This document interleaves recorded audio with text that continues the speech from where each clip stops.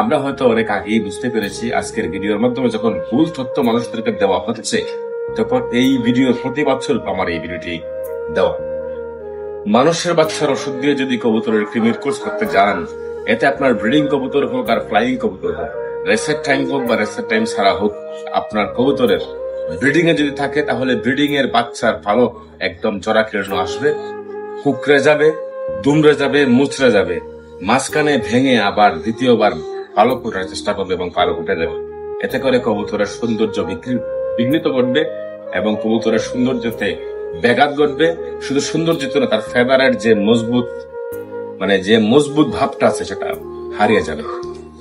এত গেল আপনার ব্রিডিং কবুতরের বেলায়। এবার আসি ফ্লাইং কবুতরের বেলায়। ফ্লাইং কবুতরের বেলায় আপনি যদি মানুষের ওষুধ দিয়ে আপনার কবুতরের ক্রিমির কোর্স করে থাকেন, তাহলে রেসের আগেই দেখবেন অনেক কবুতরের পালকের সমস্যা, বেশিরভাগ কবুতরের পালকের সমস্যা, বিরাট সমস্যা। যেই পালক আপনি তুলতেও পারবেন না, যেই পালক দিয়ে আপনি খেলতেও পারবেন না, আপনাকে ভীষণ সমস্যায় পড়তে হবে।